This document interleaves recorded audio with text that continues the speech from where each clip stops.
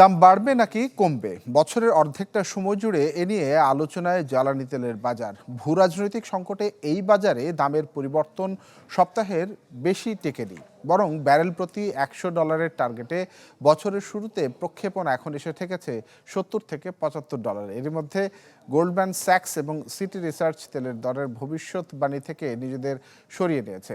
সে পথে হাঁটছে বেশ কয়েকটি গবেষণা এবং আর্থিক প্রতিষ্ঠান।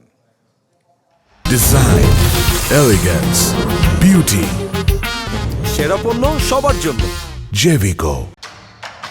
বছরের শুরু থেকে মধ্যপ্রাচ্য আর ইউক্রেন যুদ্ধকে সাক্ষী করে তেলের বাজার অস্থিতিশীল হওয়ার কথা জানিয়েছিল বিশ্বখ্যাত বেশ কয়েকটি গবেষণা ও আর্থিক প্রতিষ্ঠান। তবে সেই ভবিষ্যৎবাণীতে পানি ঢেলে তেলের দাম কমার প্রক্ষেপণে মনোযোগ বাড়ছে সকলের। সাথে উৎপাদনের গ্রাফের প্রতিনিয়ত পরিবর্তন পাল্টে দিয়েছে সবকিছুই। মধ্যপ্রাচ্য কিংবা ইউক্রেন যুদ্ধের সাথে হালের ভেনেজুয়েলা, চীন, লিবিয়া কিংবা যুক্তরাষ্ট্রের ভূ রাজনৈতিক ধারা তেলের উৎপাদনেও পরিবর্তন এনেছে। সাথে উত্তাল উত্তর সাগরে যুক্তরাজ্যের তেল গ্যাসের অনুসন্ধান এ বাজারের পরিস্থিতি বদলে দেয়। ফলে বছরের প্রথম প্রান্তিকে তেলের দাম একবারই $87 ব্যারেল প্রতি উঠলেও দ্বিতীয় প্রান্তিকে 70-এর ঘরের বাইরে পা দিতে পারেনি। মে থেকে আগস্ট পর্যন্ত গড় দাম ছিল $75। জ্বালানি তেলের উৎপাদনেও ছিল দোলাচল। দামের পাশাপাশি উৎপাদনের ক্ষেত্রেও কাজ করেছে ভূ রাজনীতি। বছরের প্রথম 6 মাস মধ্যপ্রাচ্য, রাশিয়া, ইউরোপ কিংবা আমেরিকা মহাদেশের বেশ কয়েকটি তাক লাগানো রাজনৈতিক ইস্যুকে সঙ্গী করে হাঁটতে পারেনি ব্যবসায়ীরা।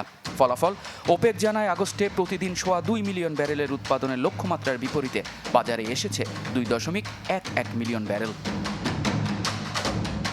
বছরের শেষ প্রান্তিকে তাই গবেষণা ও উন্নয়ন সংস্থাগুলো প্রক্ষেপণ কমিয়ে দিতে শুরু করেছে। গোল্ডম্যান স্যাক্স, সিটি রিসার্চ, মর্গান স্ট্যানলি ও জেপি মর্গান ব্যারেল প্রতি $4 কমিয়েছে। ডিএনবি 5 ও বিএমআই দাম কমিয়েছে $3। প্রায় একই দরে 2025 সালও যাবে বলে ধারণা করছে প্রতিষ্ঠানগুলো, যাতে গড় দর $71 থেকে $86 মধ্যে ওঠানামা করবে।